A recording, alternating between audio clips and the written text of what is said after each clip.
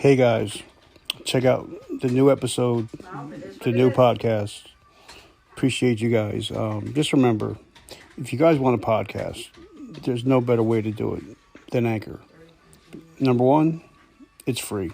Everybody loves free. Free. And then you can also record and edit your podcast right here and not have to go anywhere else. And Anchor will also distribute your podcast to Spotify, Apple Podcasts, and many, many more. So guys, definitely, if you're looking to podcast, use Anchor.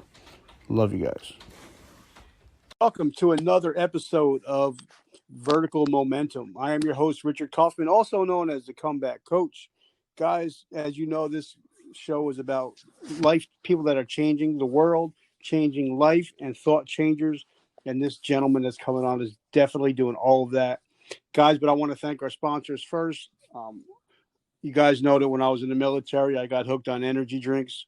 And I'm only allowed to have one a day now. But the only one that I choose to drink is a drink by Bonvera called Physics Zero. So it tastes like Sprite, great energy, no crash. So definitely check out bonvera.com. Ask for Jason Lane. Guys, this is going to be a fun episode. This is going to be a great episode to learn. So get your pad and your paper out. This gentleman is changing the game of business and finance. So I want to welcome my new friend, Joe Pardo. What's up, my brother? What's up, Super Richard? How you doing today? Come on, man. I get to talk to another Jersey boy that done good. I love Jersey, especially South Jersey and Philly.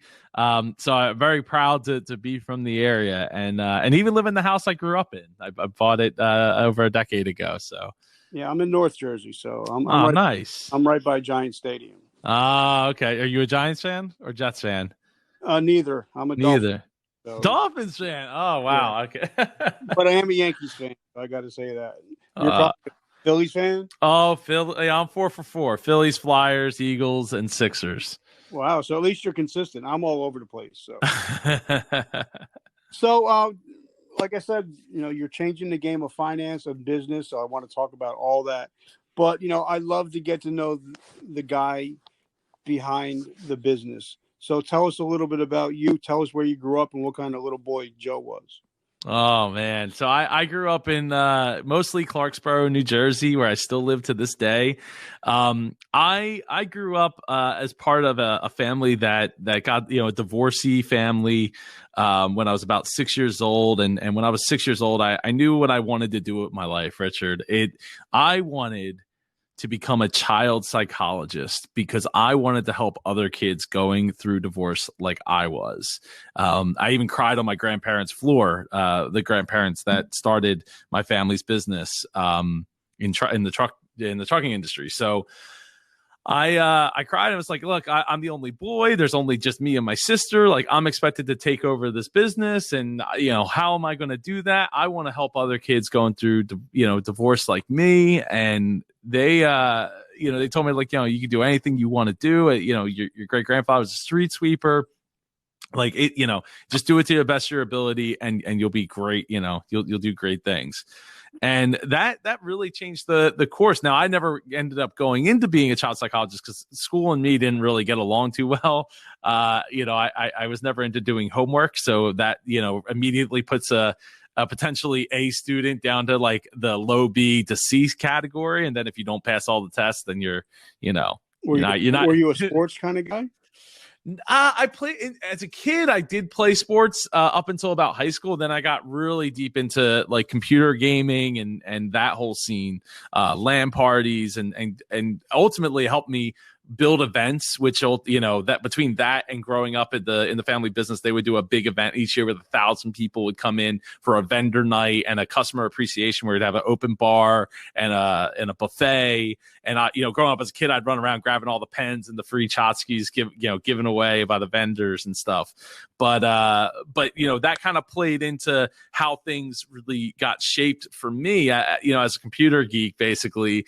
I also got really into DJing. And as I went through high school, I was really big into computers, computer gaming, and went on to becoming a DJ, DJing at nightclubs and competitions, DJ battles and that kind of stuff, and some bars and stuff. So which helped me get me out of my shell, like as a kid that rather sit behind the computer and do that thing than like stand up on stage and interact with the crowd and that kind of stuff. Not that I was always on the mic, but just from the music standpoint, is where I spent my time in my DJing career. But and then you were working for your family's business at the same time.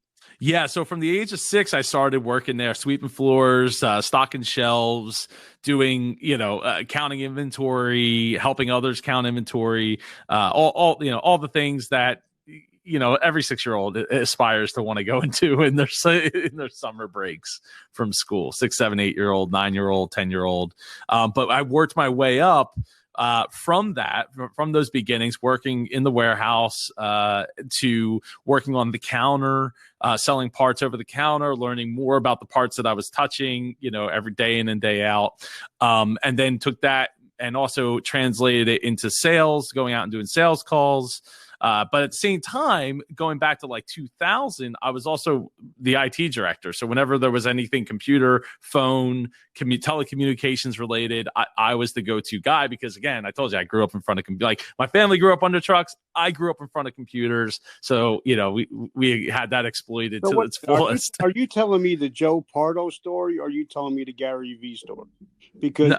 Gary V did the same thing, worked with his family's business, and actually started growing the business. So you're pretty familiar.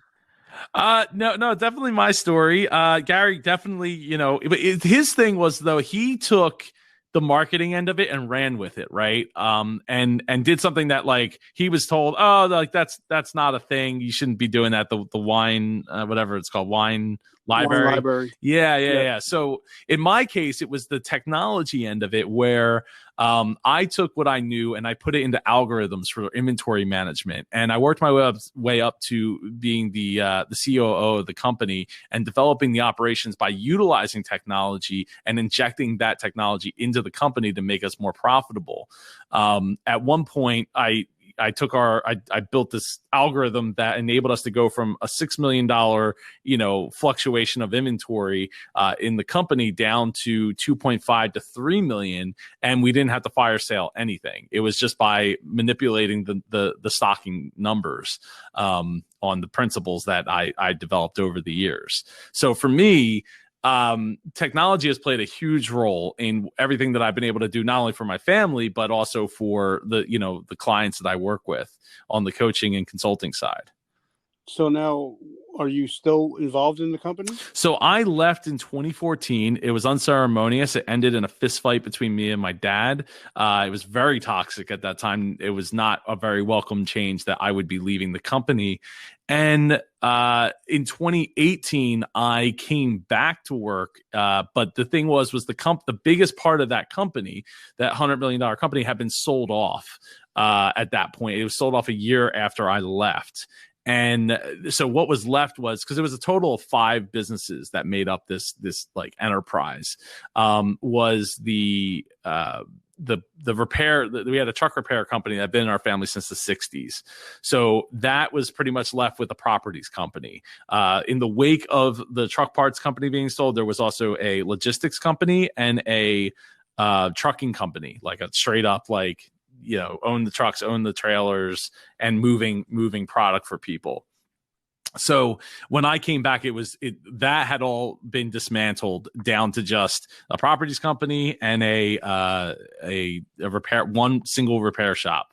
And the decision to come back in 2018 was made a lot to do with, because we had our second child and I needed more income at the time than I was making solo, especially with insurance and all that, and time. Time investment was tough at the time with 2 kids in 2 years. Wow, you're a sucker for punishment. Yeah, I know, man. I know. So now, we're going to talk business a little bit, because a lot of people are going to listen to this are entrepreneurs. And, I was in the health and fitness industry for over 32 years and ran $1 million a year general nutrition center. Awesome. And I a lot of companies go out of business, like you're saying, because you have, $5 million, $6 million sitting on the shelves, and it's sitting there, and you're having to pay shelf space, and also paying it just to have on yourself, on your shelf. You're paying a square footage, plus you had to buy it in the first place. So talk to us a little bit about people knowing their margins, but also knowing how much inventory they should be having on their hands. Yeah, you got to be able to strike that balance, right? So there's a lot to be said for having the inventory on hand, right? And my grandfather, he didn't really believe in returning things, and the reason was because the way the trucking industry was and the way it changed to by 2005, 8, 9, 10, was every truck had its own unique part. So you would buy stuff, it would sit on the shelf, and eventually it's metal in most cases. So people are going to come in, they're going to buy it, and now the markup on it is higher than what it originally was because it sat on your shelf. So it's like, oh well, I bought it once, I don't have to buy it again until I sell it.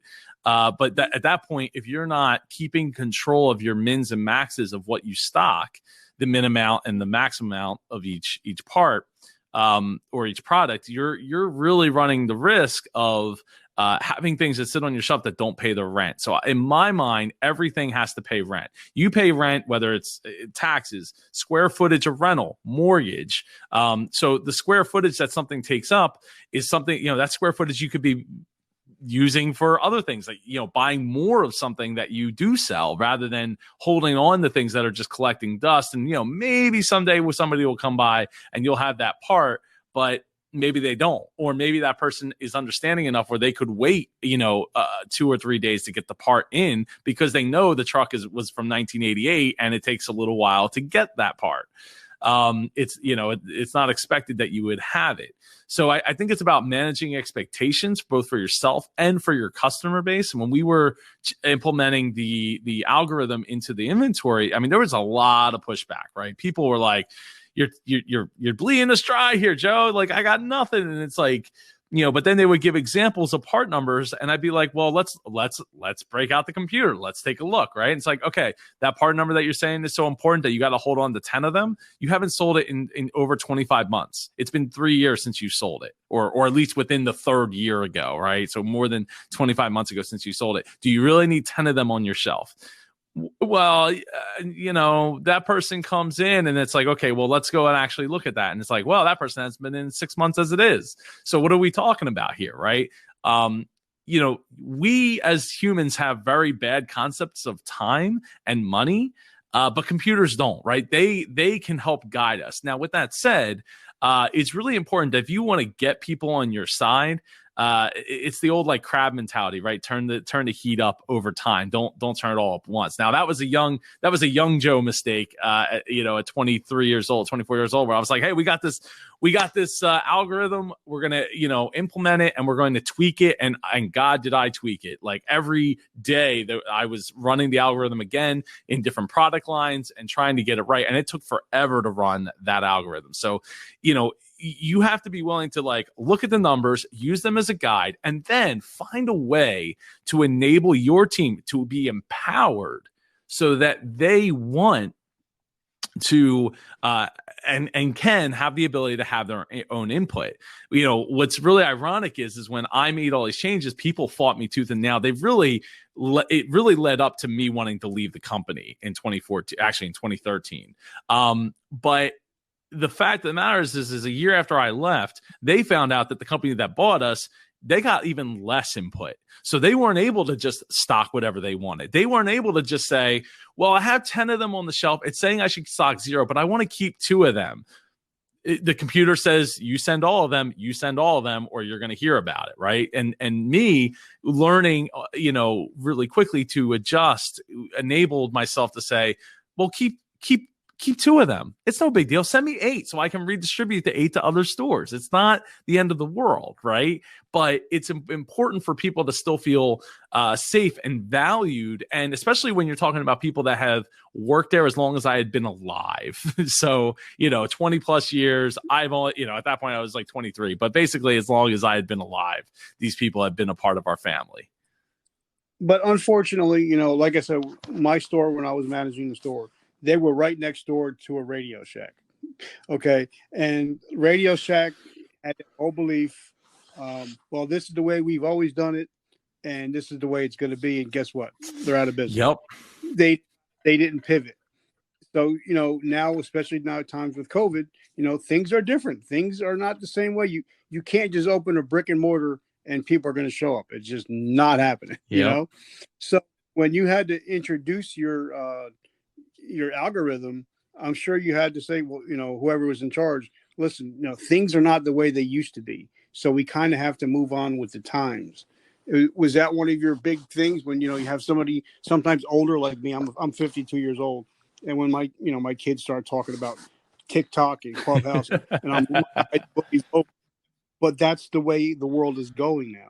So when you have a company that you want to work with, or they want to work with you, all of a sudden you're saying, listen, there's a new way to do things, and they say to you, well, let's just keep doing the things the way we were doing them. What is your response? So the old way is the building blocks to the new way, right? It's the stepping stones to the new way. And it's not that we have to rip the carpet out from ever. Not every situation is so dire that you're like, hey, we really when we started with I went to implement the algorithm at that point. There was 2009 had happened, right? And then 2012 was not really any better. We had another mini recession there, and the trucking industry was changing, and sales were not as budding as they once were, right? Margins were getting tighter, more things were getting commoditized, and that squeeze towards less differentiators in the parts that were being put on trucks was really ramping up. So to me, I was like, look, we have the opportunity here to do something that I remember being quite a bit younger and bringing, because this program was in our system, right?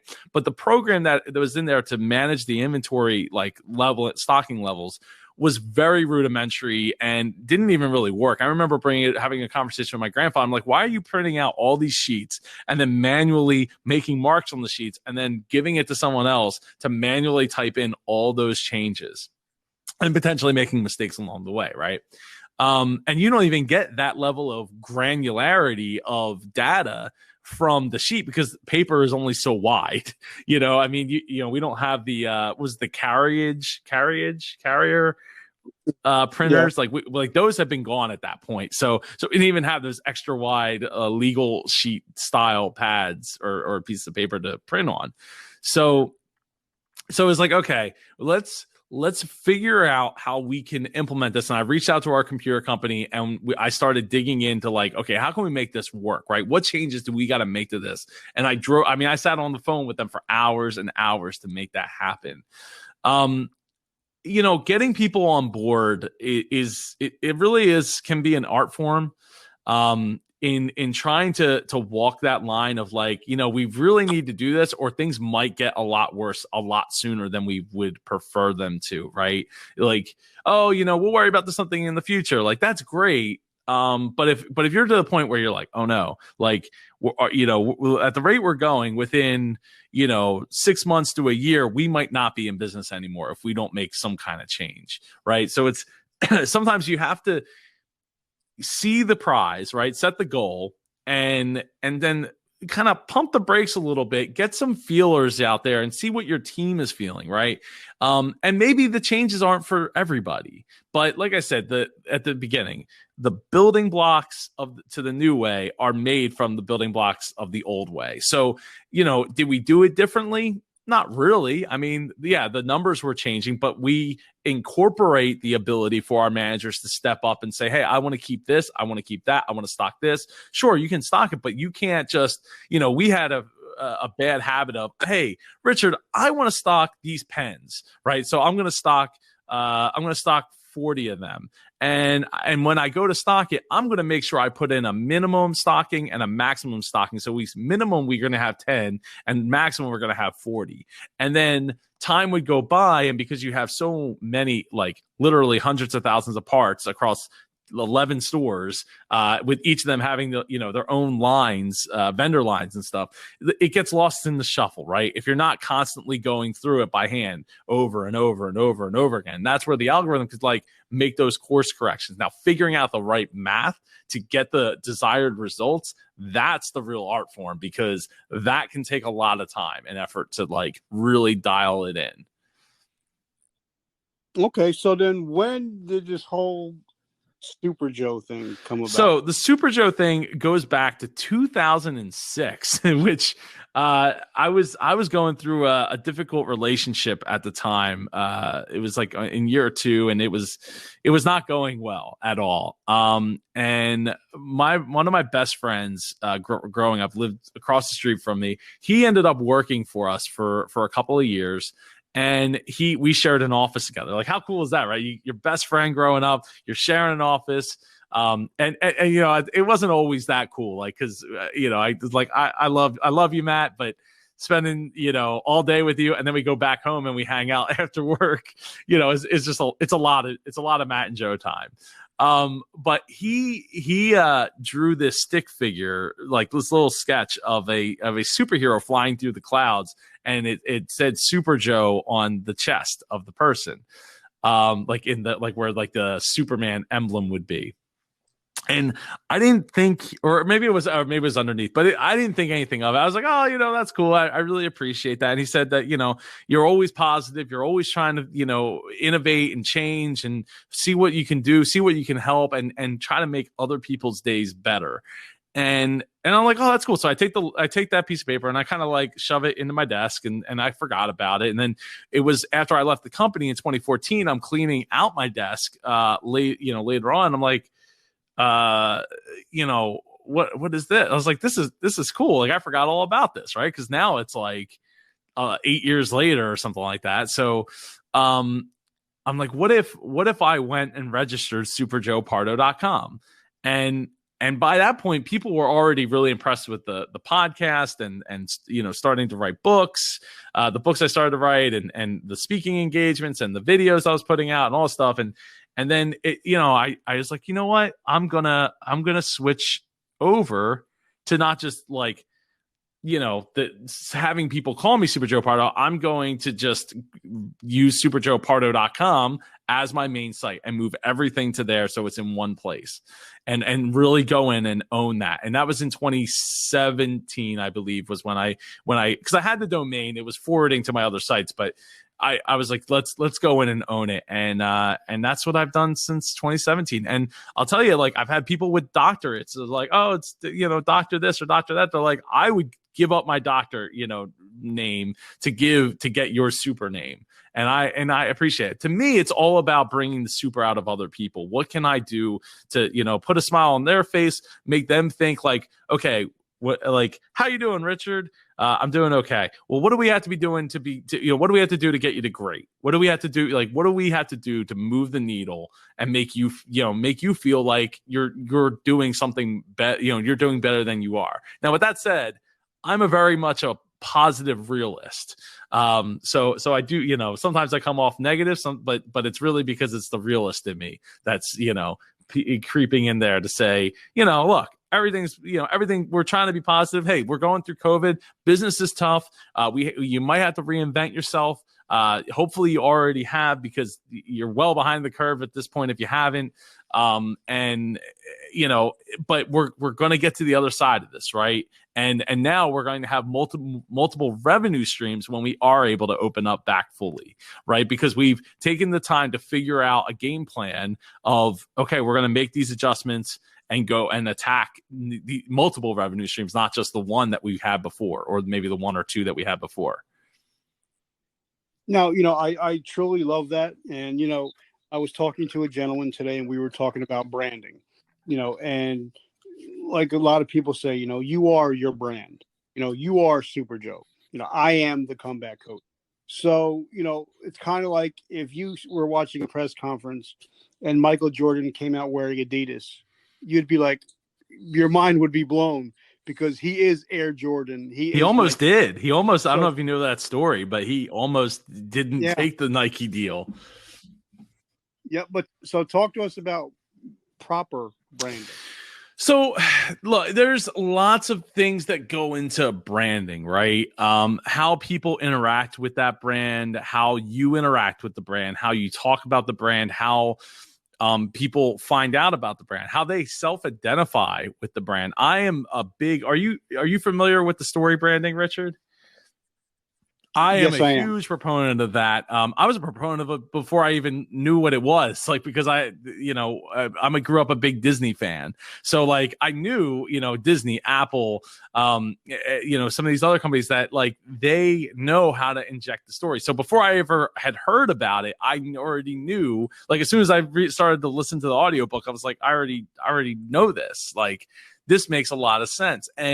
But it's also really easy to want to go down the road of putting yourself at the forefront of it when it's really supposed to be about the person, that you're helping, right?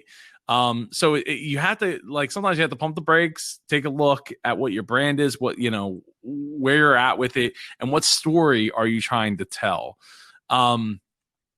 In regards to other stuff with branding, like just simple things, right? Simple things from colors, making sure that you aren't like, oh, we're going to put together this Facebook ad. And then you use like the image from like one of the stockimages.com or something, and it has like the stock imaging watermark across it, things like that. Like, those are the kinds of mistakes that you don't want to make, because they stick with people, they stick in people's minds.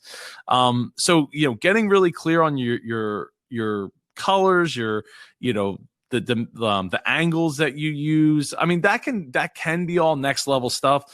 But before you even get to all that, like, the number one thing I would think about if you're trying to, like, okay, how do I take my business, right? Like, I have this business, but how do I look at it from a brand standpoint, right? Like, you really got to dig deep. So one of the first things I would do is I would go, and I just actually gave a talk about this past weekend, is I would look at the who. Right? Who is the avatar that we're serving?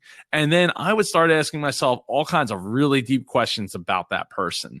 Not just like demographic, like, oh, they make this much. They're this, colored skin, then this, area, living in this area.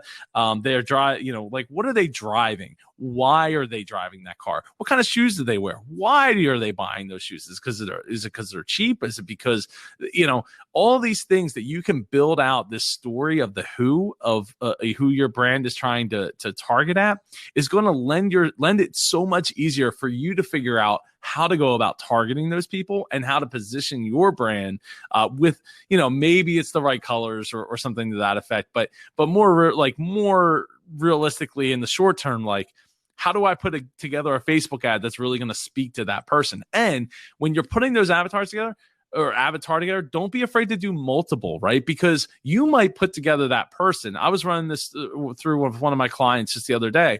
We put the whole person together, like, what do they drive? How do they, why do they drive that? What kind of job did they do? How did they get to that job? What was their biggest accomplishment in high school?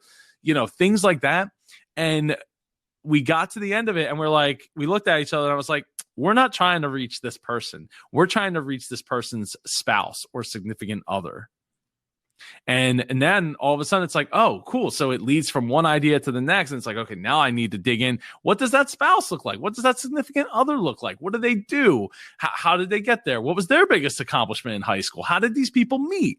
And the more you can do that, it's not just about like, because a lot of people get kind of hung up on the idea that you're narrowing the focus, and that's kind of the point. Well, mostly the point, but you're just opening up the idea that you could, like, okay, how do we hit this target person? It's kind of like when you turn on the TV, when you turn on the radio and you hear Coca-Cola, all right? Let's just use an example. And they're targeting their message to different demographics, but they have a lot of money to be able to do that, right? So they're able to have one kind of Coke commercial that's like this and a whole nother one targeting a whole different demographic going on at the same time because they have the money to do that. We as small entrepreneurs, small business owners, even maybe medium-sized business owners, we don't have that luxury of having that kind of cash to burn while we're doing all that, right? So we get really intentional and figure out like, okay, if we can get it down to like 3 avatars, maybe you get it down to 3 avatars and you say, what's the link between these 3?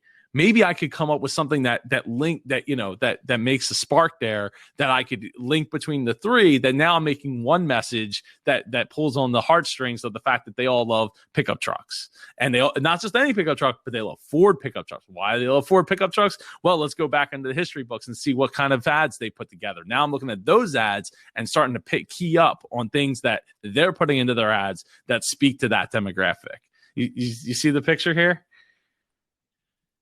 Oh yeah, and you know, like I see it all the time. Like when I first started my podcast, it started out as a health and fitness podcast, and I was trying to reach everybody, and I was reaching nobody because I was using the whole military, you know, the whole pray and spray thing, and I wasn't actually niching down on anything, so I couldn't really focus on anything. Which is, you know, I think what you're talking about is sometimes you have to get down to the, you know, like you said, the granular level. Now, I talked to a billionaire, and I asked him. I said, you know, we were playing cards one night, and I said, what's the difference between a poor person and a rich person? And he says, well, son, he says, there's 2 things. It's their questions that they ask, and also their vocabulary. That's the only difference between a rich person and a poor person. And that really kind of blew my mind when, you know, because especially when you're talking about, you know, asking those high level questions. And sometimes people start businesses without actually asking those questions that they need to ask. Yeah, no, asking questions is important. I mean, in my first book, I wrote a whole chapter on, you know, ask questions, never stop asking questions. So now, how many books have you written? And now, you know, a lot of people, because when I put my book out, it's still doing well on Congratulations. Amazon. But when Yep. But it's a helping book, so it's kind of like it helps a lot of people out that are dealing with depression, PTSD, and stuff like that. But when you first write a book, you know, people think, okay, I'm going to write a book and I'm going to put it on Amazon, and then they do it, and then they hear crickets. It's like, no, just getting there is the first step. You actually have to work it. So tell us about your first experience getting your book published. Yeah, so my first book was published about a year after I started my podcast in 2014, May of 2014. And that book took 3 months to write, something like that, like 3 months to write and get it published out onto Amazon. And what I did was, and this, you know, we all learn, right? We all do what we got to do to you know, because we pay in education, right? That's what we're paying in time, you know, the time to get educated. So I put the book out, and it wasn't to crickets. It actually went to Amazon bestseller for I think it was self-help or something to that effect. But the thing was the book was free. Right. So the book, while you know, it moved like 10,000 copies or something like that, it was totally free at the time. And I was okay with that because I wanted the exposure.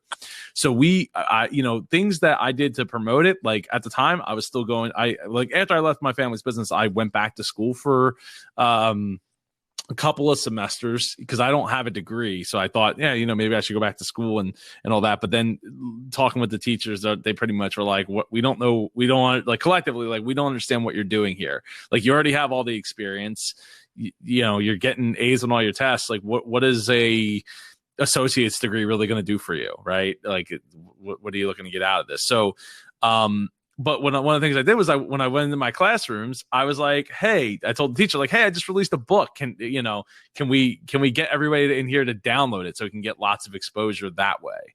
So they did, you know, we did. So these classes, you know, 30 plus kids, well, I say kids, but 30 plus people, right? You know, download the book all at once. So it's like it pushed it up the charts a lot quicker. So there's things like that can really help. And I would say that I wouldn't do it for free again. In fact, one of my good friends reached out to me and was like, hey, why are you doing this? And I was like, well, I really want the exposure. I'm not really worried about the money from it right now anyway. You know, it's a different kind of book. It's a self-help book that fit with the podcast that I had at the time. So, to me, it was like, it was all about the bigger picture of like, okay, we just, building the audience, get people really invested in listening, reading and watching me. And then I'll grow it, I'll worry about the money part of it from that angle of it later. Plus, I'll sell that was for the, the digital copy, the physical copies were all paid, books that were being sold, but they didn't nearly get as high to that volume as the free version did. But so it's just about being really intentional with what your goal is and what you're looking to accomplish with it. And then see, as long as you have the goal, like you'll know if you miss it and you can adjust from there, but you'll have something to compare it to. And I think that's sometimes like, and I've seen this with a lot of businesses I worked with. It's just like, okay, well, this is what we're doing, but they never actually set like those monthly goals, right? Like, what's our monthly sales goal? Well, this is what we've hit for the last like 4 or 5 months. And it's like, okay, but like, what's the goal? We can move the goalpost. We can miss the goalpost. That's okay. But we have like, where is the goal? And you got to be the one that sets that up, because if you don't, other people aren't going to probably do that for you. I love that. So now talk to us about podcasting, because when you first started out, maybe there was 100, 200,000 podcasts out there. Now there's millions. Everybody and their brother's got a podcast. But it's unfortunate is people don't realize that the average podcast lasts less than 10 episodes. And when a person hits over 100 episodes, it's like maybe 5% of people actually hit that number.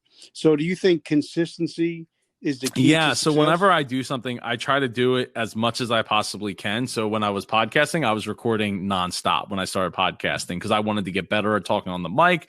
I wanted to get better with the, getting the recordings down, and getting more and more guests and getting more experience, like talking to people. I mean, I'm always the person that people came to talk. When people left my show, they would say, I feel like I just left the therapist's office. Right. And that goes right back to, as a child, wanting to be a child psychologist, right? And wanting to help people in that manner.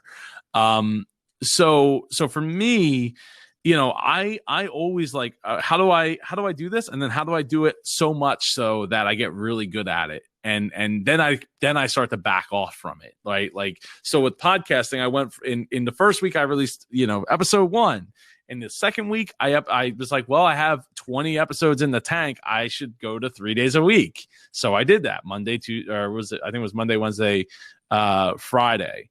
Right. And then about a month in, I was hitting iTunes new and noteworthy. And I was like, oh, things are popping off. Like, this is great. Now, in hindsight, it's like, I probably shouldn't have been on iTunes new and noteworthy. It didn't really make a whole lot of sense, considering I had very little experience in doing what I was doing. And my editing was not bad, because I had a lot of editing experience from DJing, but listening back to those old episodes, they were maybe a little too robotic. I tried to get rid of every and and I wasted a whole lot of time that 7 years later, I really wish I could have put more into marketing the show rather than just editing, recording and editing the show.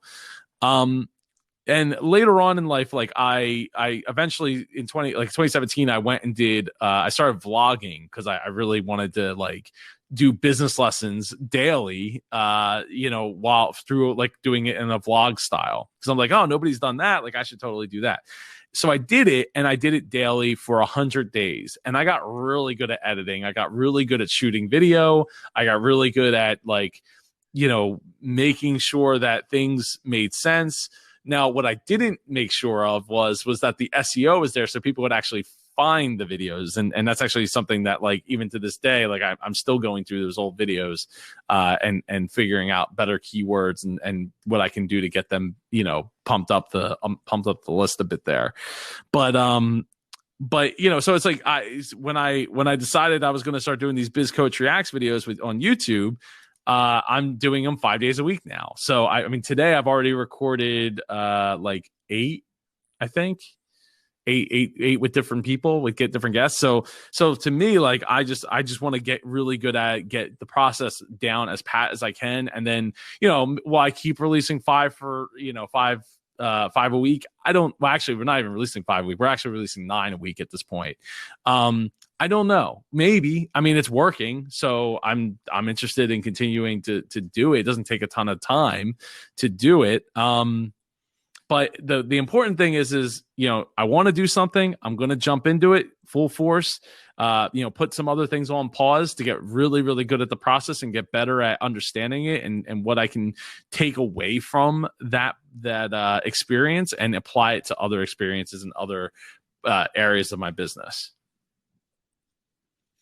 So now talk to us, what you're doing with podcasts and what you have going on with your different things, and you're hosting your own podcast stuff. So tell us what you're doing there. Yeah, so I mean, my podcast started out as the Dreamers Podcast back in 2014. I was on a plane to Disney World, and at the time, I just released my first DJ album, and I was talking with a friend of mine who I was flying down to run a race with, and he was like, "Oh, have you heard of this other podcast where they just interview entrepreneurs?" And I was like, "No, I didn't." To me, podcasting was all about Disney geeks sitting around, having a roundtable discussion.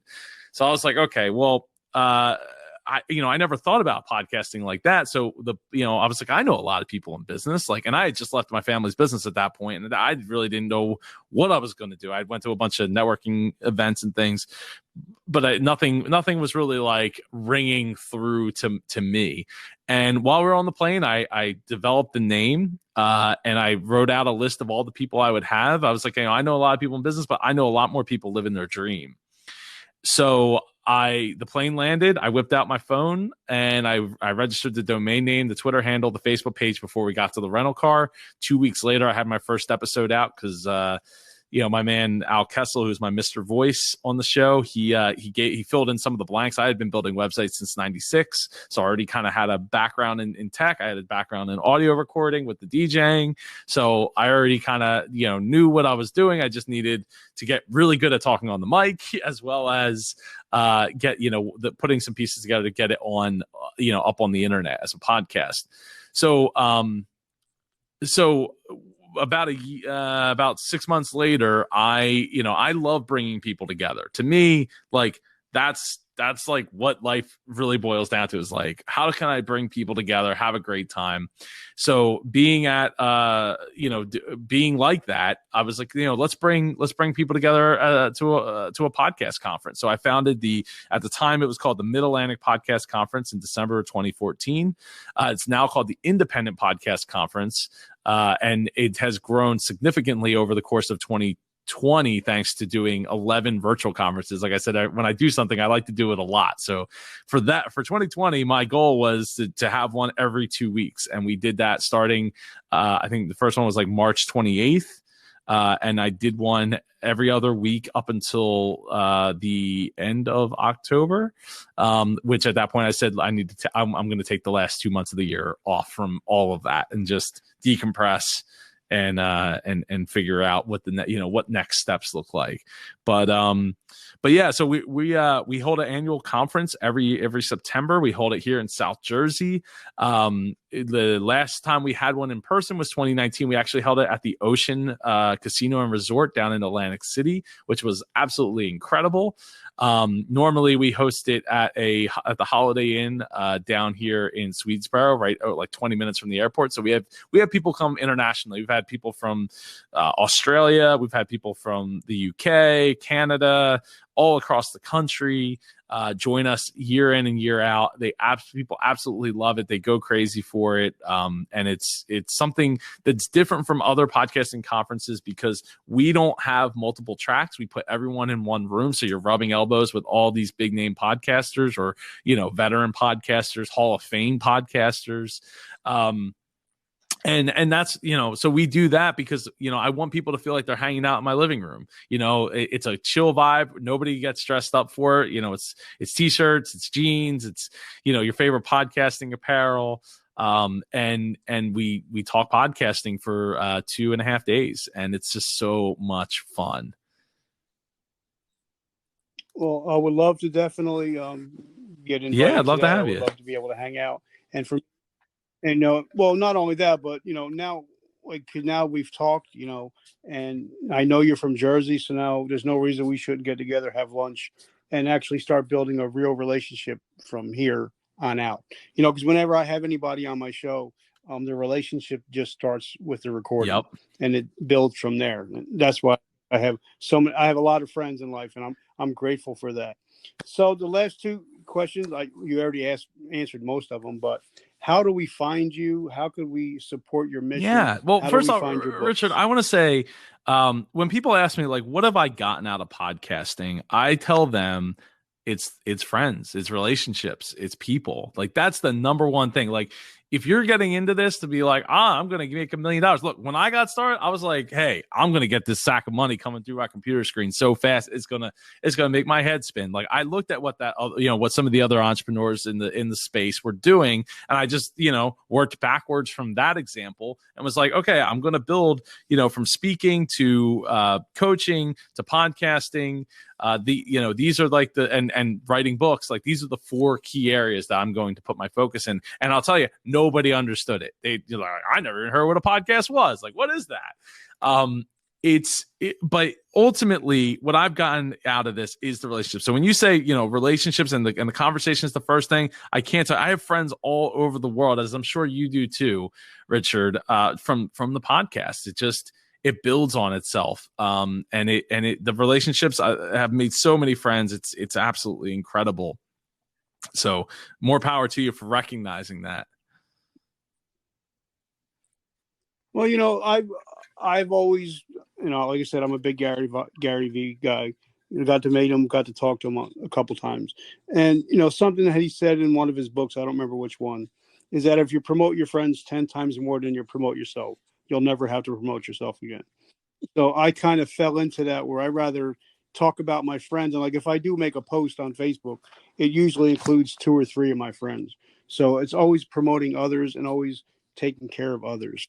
That's just my opinion. So tell us, how can we find you? How do we find your books? How do we get your courses? Yeah, so how do we find so you your can podcast? get everything over at superjoepardo.com. If you want to work on growing your business's profit, you reach out to me over at superjoepardo.com.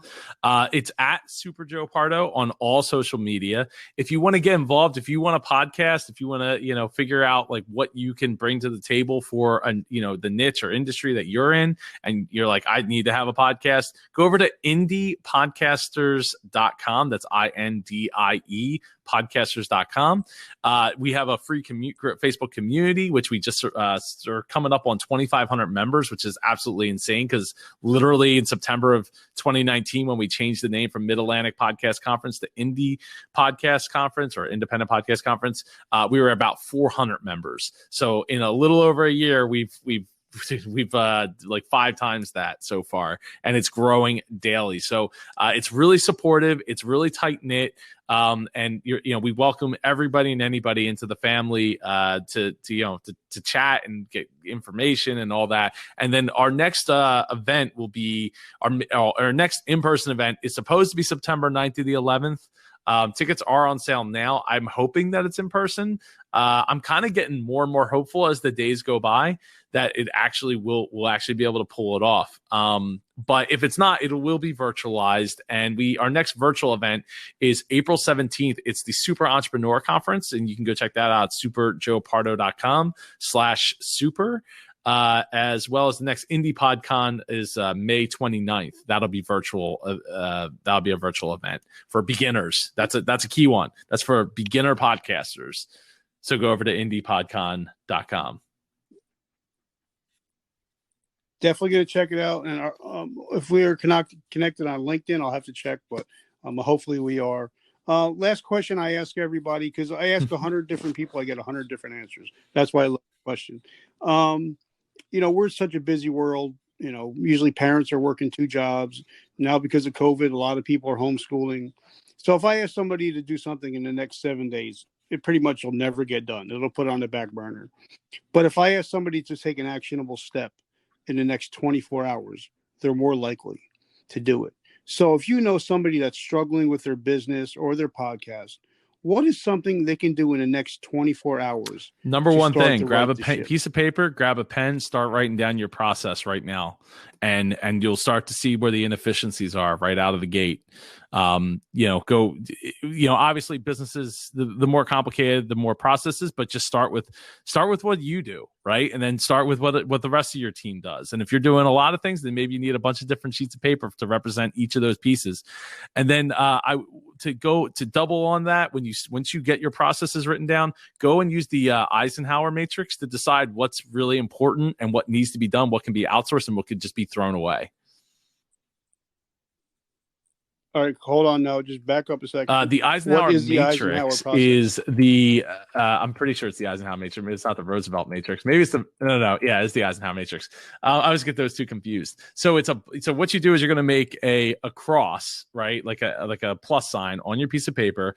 And then the top left corner is your most urgent and most important things. In the top right corner is your less urgent, but it's still important, right? So I forget my X and Y axes, but your horizontal, your top and bottom, like your top column, right? Your columns are urgent, less urgent. Your rows are important, less important. And if it's less important but it's urgent, you can delegate it. If it's less important and less urgent, then you could just take it off your table, take it out altogether.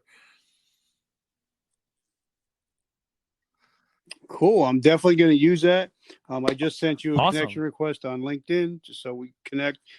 I found, a lot of podcasters aren't on LinkedIn, and I found so many different people that are putting out books, courses that I'm able to get a chance to interview just by being a member of LinkedIn. So what is your I think LinkedIn can be great. I think there's a lot of people that are very spammy on LinkedIn, and it's really whatever the finger in the punch bowl thing going on. So I think that LinkedIn has to figure out something to right the ship. I think what they've had is not necessarily working, and I think if they don't right the ship, I think within a couple of years, people just won't be taking it seriously at all.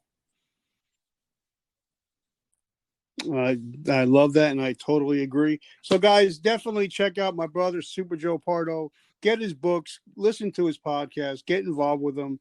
Guys, I want to thank our sponsor, Bonvera, Jason Lane Curtis, supplying me all my energy drinks. I appreciate you, brother. I love you. So, Joe, thank you so much. Now that we've talked, I consider you a friend and a family member, and our certain friend that hooked us up. Absolutely. Thank you so much for having me, Super Richard. And I'm looking forward to getting to talk more and be connected and see everything that you're doing and seeing how I can support you. And God bless you and your. They are 3 and 4, about to be 3 and 5. Yeah, 3 and 5 in a couple days. So go kiss the babies. Thank you so much, Richard. Day. God bless, brother. All right, brother. Bye.